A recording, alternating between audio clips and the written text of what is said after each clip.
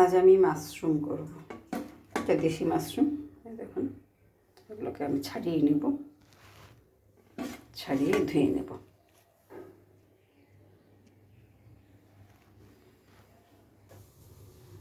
দেখুন মাশরুমগুলো আমি ছাড়িয়ে নিয়েছি। আমি এগুলোকে কাটবো না, গোটা গোটা অবস্থায় রান্না করব।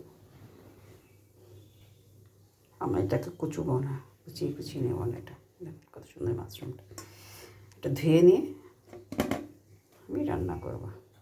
আজ আমি চিলি মাশরুম করব।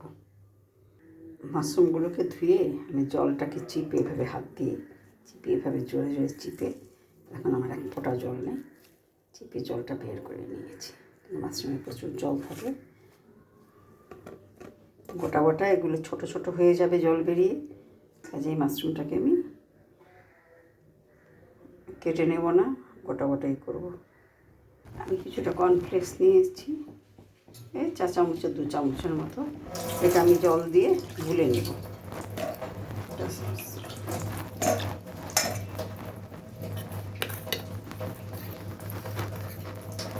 সেই বাটির মধ্যে আমি সয়া সস 1 চামচের মতো সয়া সস দিয়ে দিলাম।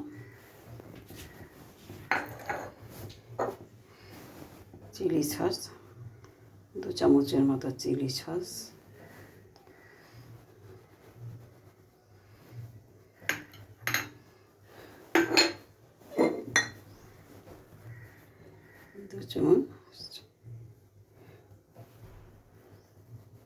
টমেটো কেচাপ,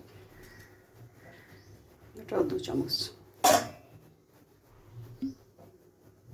আমার মাশরুমের পরিমাণটা অনেকটা বেশি, সামান্য জল দিয়ে এটাকে গুলে নেব।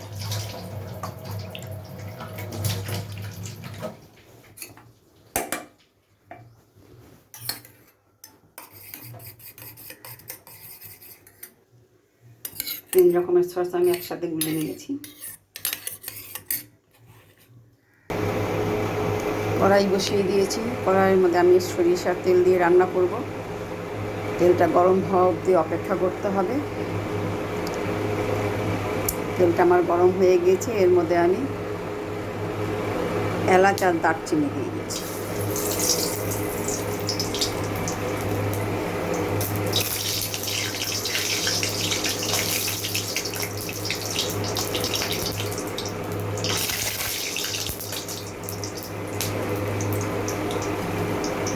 রসুন কুচি দিয়ে দিলাম,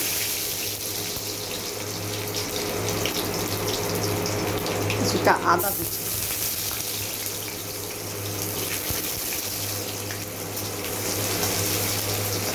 কাঁচা গন্ধ যাওয়া অবধি আদা রসুনের একটু অপেক্ষা করবো, ভেজে নেবো আর কি।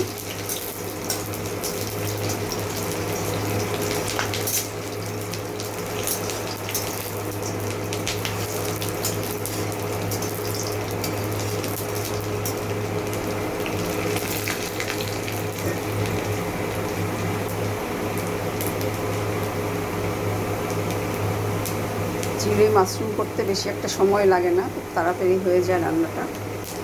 এর মধ্যে আমি পেঁয়াজ কুচিটা মানে ডোমো ডোমো করে কেটে নিয়েছি, পেঁয়াজটা দিয়ে দিব। আমি এখানে 2টো পেঁয়াজ দিয়েছি।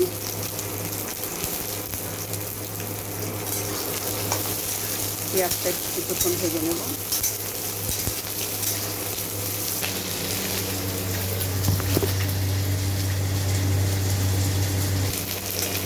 ক্যাপসিকামটা দিয়েও কিছুটা ভেজে নেব।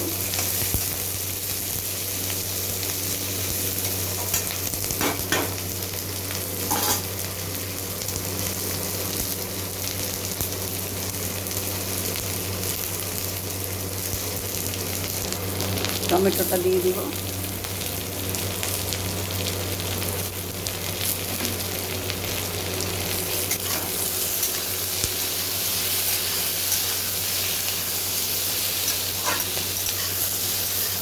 টমেটোর কাঁচা গন্ধ যাওয়া অবধি আমি ভেজে নেব।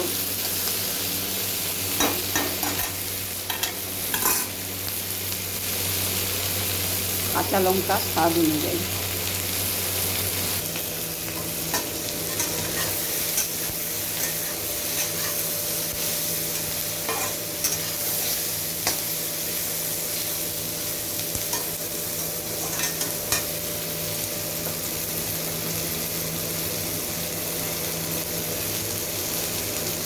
সব উপকরণগুলো আমার ভাজা হয়ে গিয়েছে দেখুন।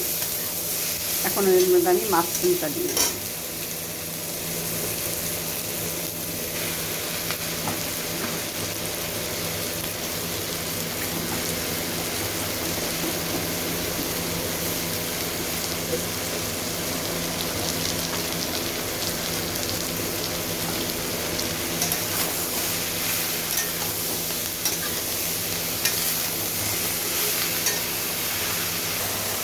সামান্য শুকনো লঙ্কার গুঁড়ো দিলাম।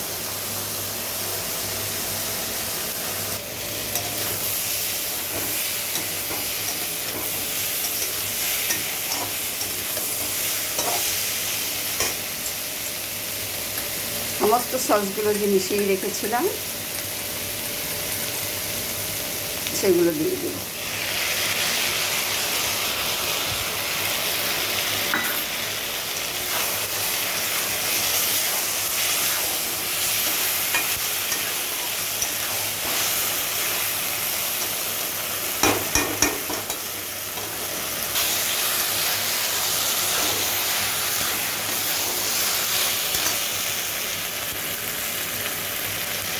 স্বাদ অনুযায়ী লবণ দেবো।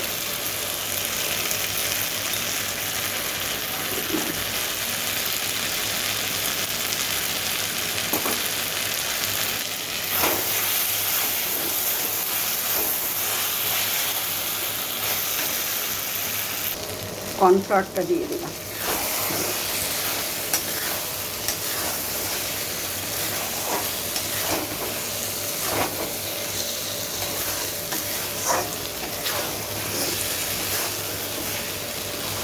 কর্নফ্লাওয়ারটা দেওয়ার পরে বেশিক্ষণ রান্নাটা বেশিক্ষণ করবেন না, সামান্য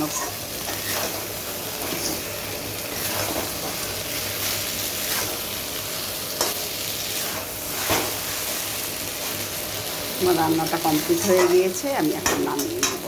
দেখুন কত সুন্দর হয়েছে। চিলি মাশরুমটা আমার রান্না হয়ে গিয়েছে। দেখুন কত সুন্দর হয়েছে, খেতেও সেই টেস্টি হয়েছে।